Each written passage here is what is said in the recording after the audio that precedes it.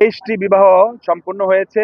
এ নিয়ে আমাদের ২ ধাপের হযরত উলামায়ে কেরামের তত্ত্বাবধানে শুরা আইনের অধীনে টঙ্গী আঠারোতম বিশ্ব ইজতেমায় মোট ৮৬টি বিবাহ সম্পূর্ণ হলো।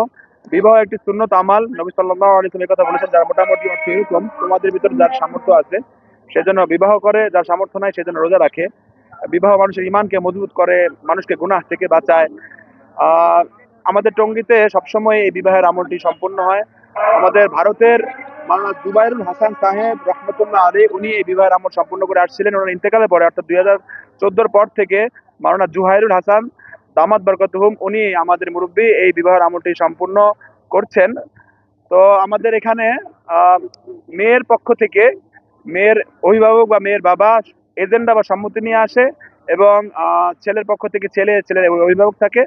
অমুকের মেয়েকে এত টাকা দেন মোহরে আপনার নিকট বিবাহ প্রস্তাব দিলাম, ছেলে রাজি বলে, আলহামদুলিল্লাহ এভাবে বিয়ে হয়ে যায়। এরপরে বিয়ের পরে আমাদের আহ, আহ, যিনি বিয়ে পড়িয়েছেন উনি খুতবা পড়েন এবং ওনাদের জন্য দোয়া করেন, এবং ছেলেদের পক্ষ থেকে সুন্নত হিসেবে খেজুর ছিটানো হয়।